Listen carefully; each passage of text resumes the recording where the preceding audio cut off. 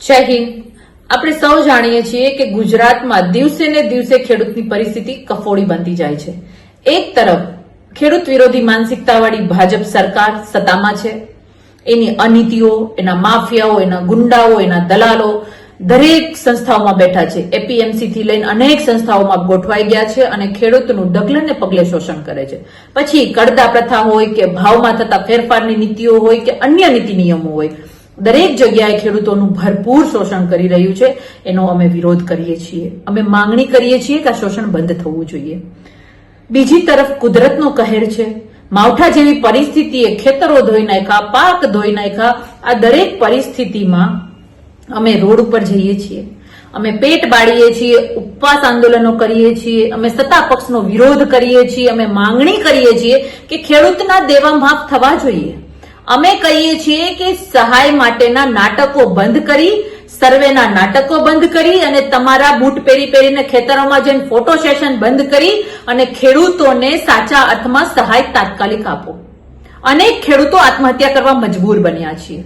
દુઃખ થાય છે, આજે અમે ખેડૂતના દીકરાઓ છીએ, અમે આ ગુજરાતના સંતાનો છીએ। અમને દુઃખ થાય છે કે અમારો જગતનો તાતની આ હાલત આ ભાજપ સરકારના રાજમાં થાય છે ને, એ અમારા માટે કઠણાઈની વાત છે, જેની ટ્રિપલ એન્જિનની સરકાર છે।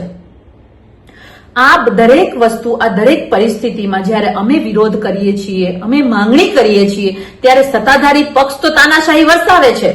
સત્તાધારી પક્ષ તો પોલીસનો દુરુપયોગ કરીને અમને બંધ કરે છે, બધું કરે છે।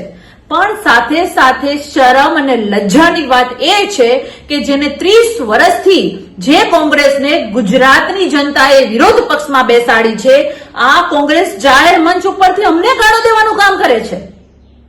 અરે કોંગ્રેસે ઢાંકણીમાં પાણી લઈને ડૂબી મરવું જોઈએ। 30 વર્ષથી સત્તામાં તમને બેસાડ્યા છે, ત્યાંય તમે ભાગીદારી કરી, ધંધામાં ભાગીદારી, રાજકીય ભાગીદારી અને ખીચા ભરવાનું કામ કર્યું, અને આજે તમે વિરોધમાં ભાગીદારી કરી રહ્યા છો। અમારી સામે વિરોધમાં ભાજપ તો વિરોધ કરી રહી છે, સાથે સાથે કોંગ્રેસે વિરોધ કરી રહી છે। અરે અમે સત્તામાં નથી, અમે વિરોધ પક્ષમાં છીએ અને સરકારને મજબૂર કરવાનું કામ કરીએ છીએ, સરકાર પાસે લેવાનું કામ કરીએ છીએ, જનતાના હિતની વાત કરીએ છીએ।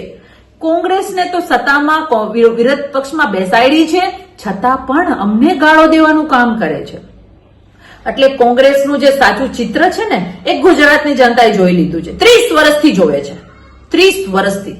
એને તો સંવિધાનિક રીતે વિરોધ પક્ષમાં બેસાડેલી છે અને અમને તો જનતાના લોક લાડ પ્રેમ એના સહકારથી અમે તો વિરોધ પક્ષમાં છીએ, છતાં પણ અમારો આટલો બધો બીક, આટલો બધો ડર, એ વસ્તુ સાબિત કરે છે કે કોંગ્રેસ હવે ખતમ થઈ ગઈ છે।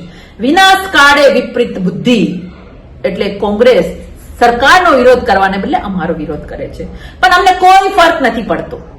અમે ખેડૂત હિતની વાત કરીએ છીએ, અમે ગુજરાતના હિતની વાત કરીએ છીએ, ડંકાના ટોચ ઉપર કરીશું। તમારી ગાળોથી અમને કોઈ ફરક નથી પડતો।